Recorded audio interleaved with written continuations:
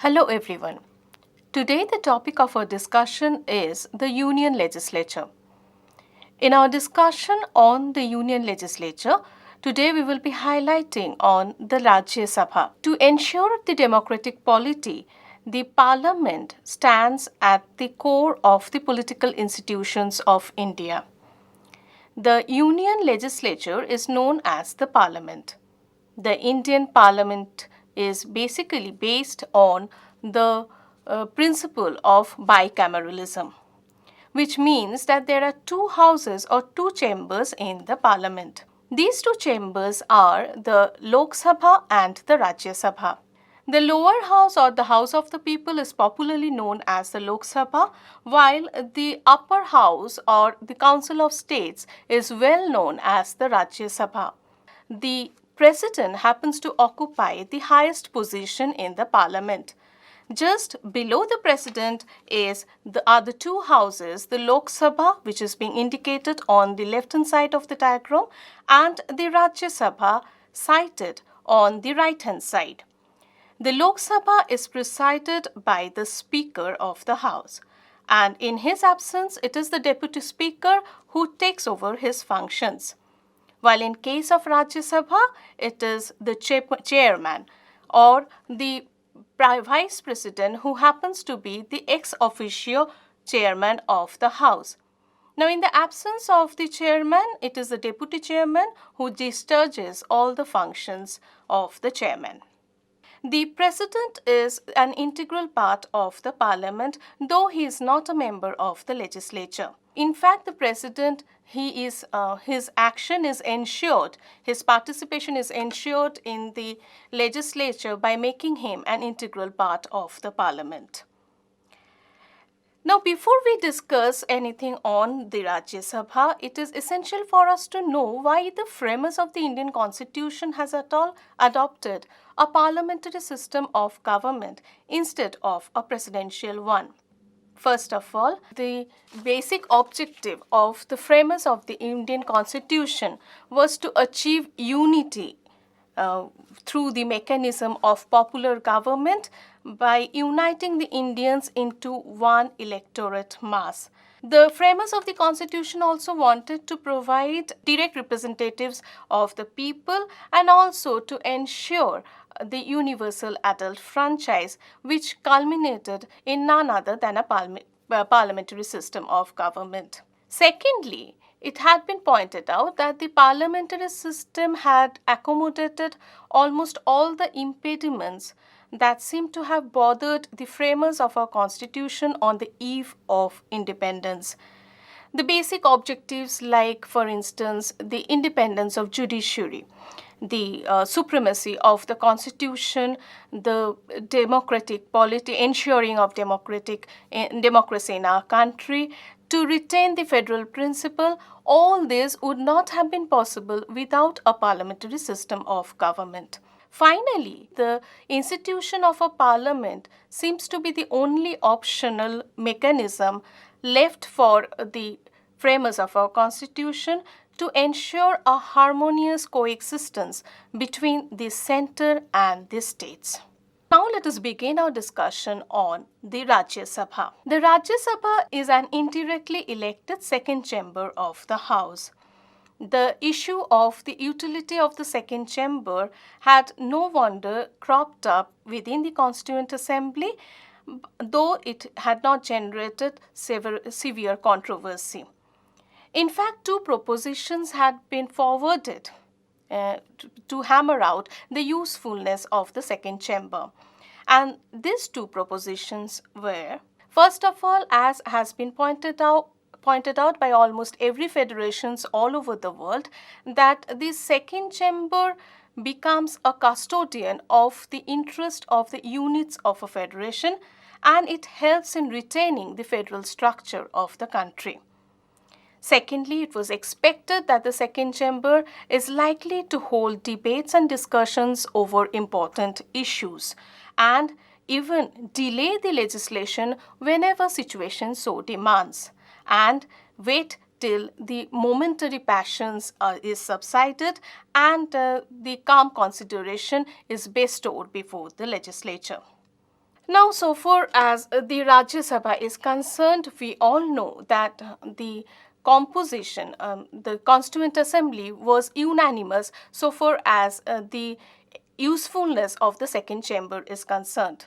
But there were divergent of opinions whenever the composition, regarding the composition, the maximum number of members and the functions of the House is concerned. Several suggestions were forwarded in this regard by the members of the Constituent Assembly. Some argued in favor of equality of status among states, while others denounced it as undemocratic and outdated. There were some who argued in favor of proportional representation. In fact, they welcomed the very method of the proportional representation, while there were others who were against this indirect method of election.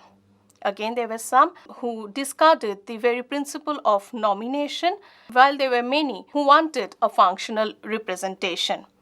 Now, despite severe discontentment among the members of the Constituent Assembly, however, it was found that not several modifications was required to be made. Now, let us see the composition of the House Council of States. Out of the total number of members limited for the Council of States happened to be 250. Out of these 250 members, 12 members were to be nominated by the President of India. Now, the rest and the remaining 238 members are to be elected indirectly from the different states and the union territories.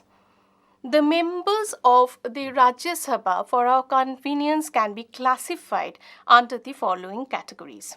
First comes the nominated members, as being already stated that out of the 250 members, 12 members are nominated by the Indian President, who are nominated from amongst persons who are experts in the field of science, literature, art, or social service. The principle of nomination was introduced in our constitution to incorporate the expertise knowledge of these distinguished personalities within the parliament. Second members of the Rajya Sabha happen to be the representatives of the state.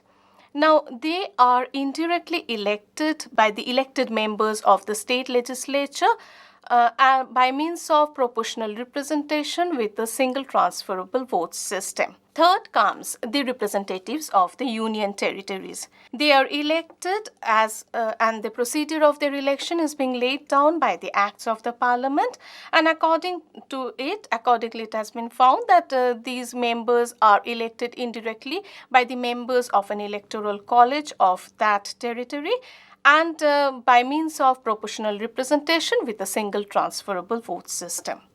So far as the Rajya Sabha is concerned, the composition of Rajya Sabha is concerned, it is interesting to note that the Rajya Sabha is a permanent body. This means permanent body just like the American Senate.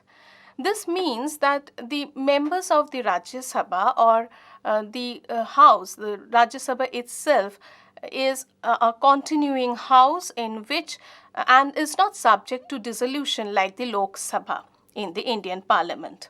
In fact, the members are elected indirectly for a period of 6 years.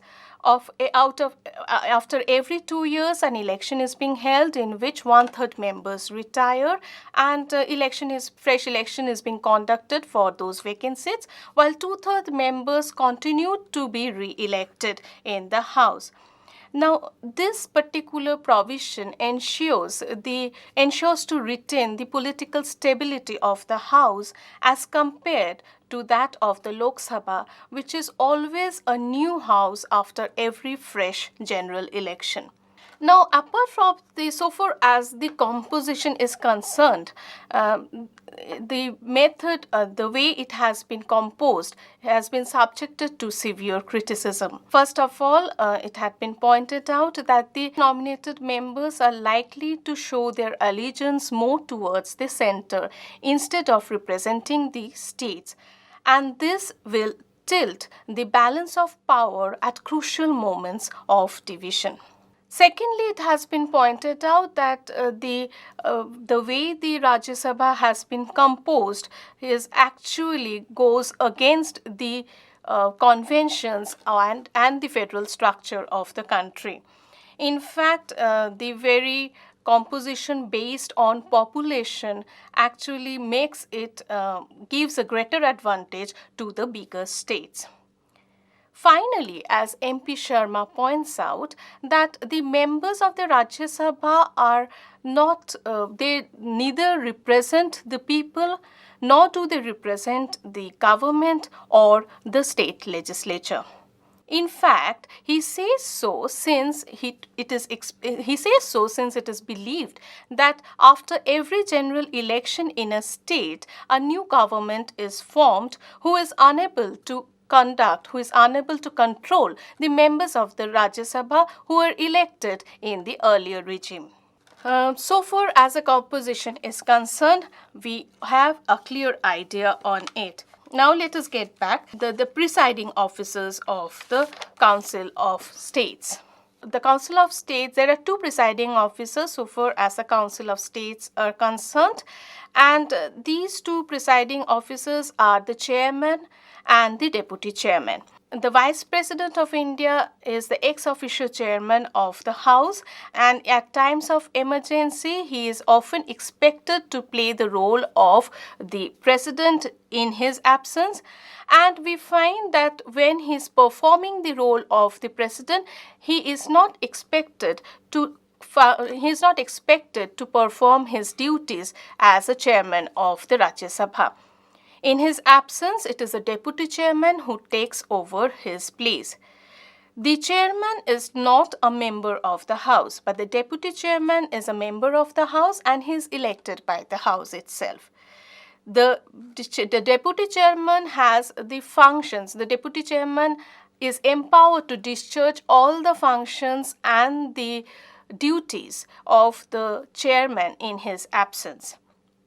Now, the Rajya Sabha also has a provision to empanel a number of members, and they are called the deputy chairmen.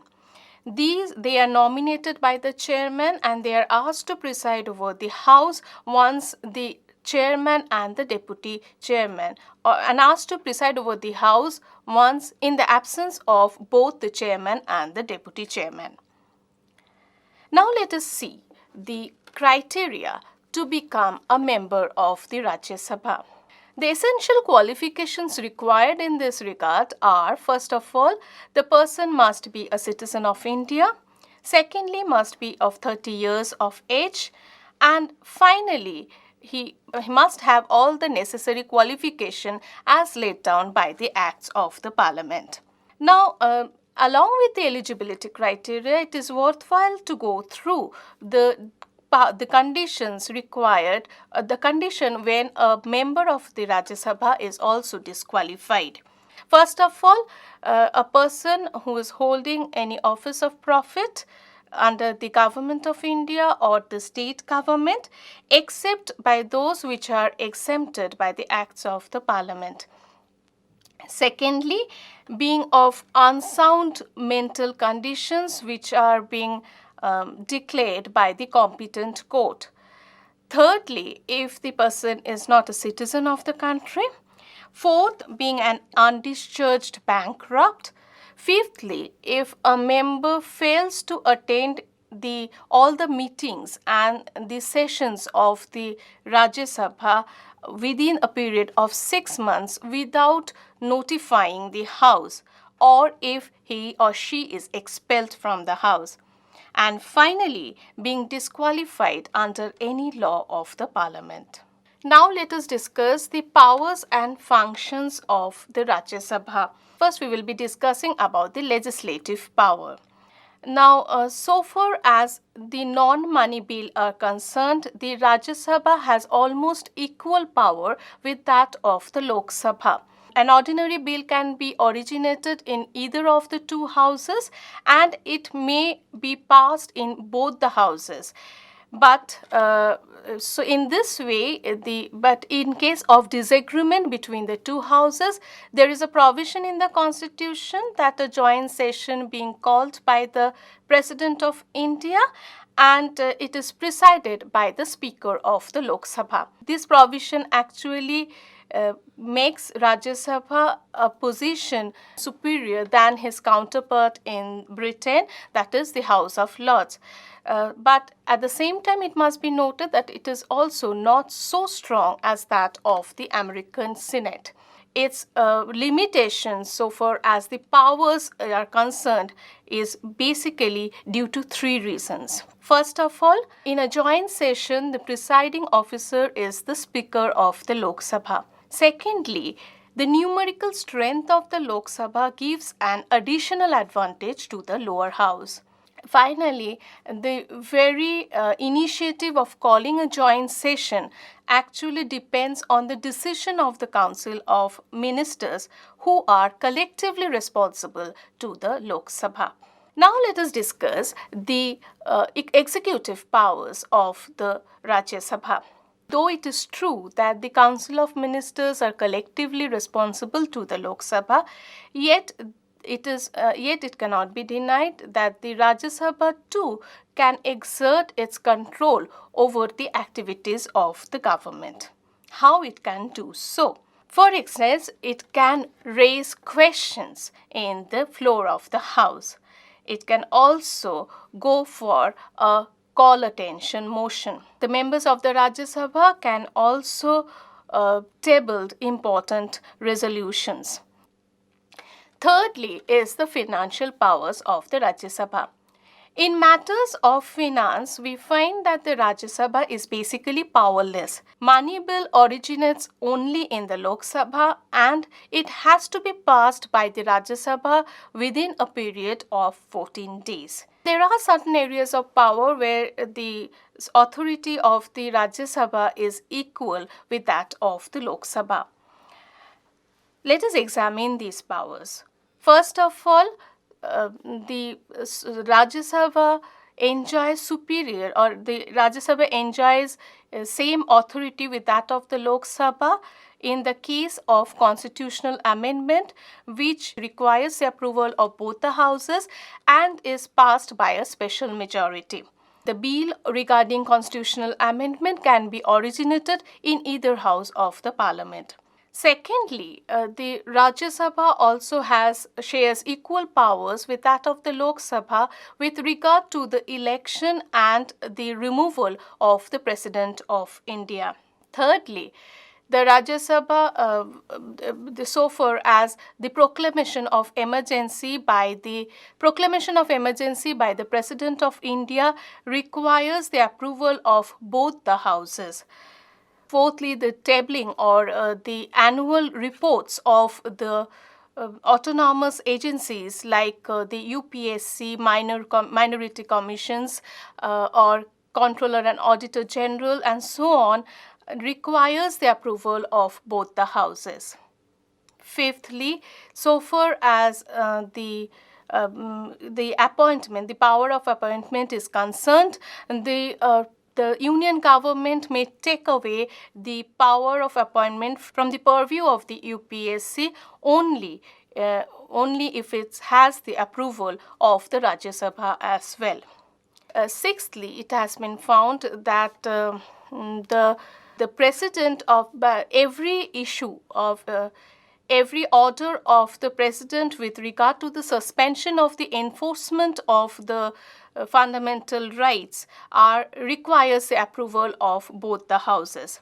Seventhly, Rajya Sabha enjoys equal powers with that of the Lok Sabha in case of setting up of martial law courts during the national emergency.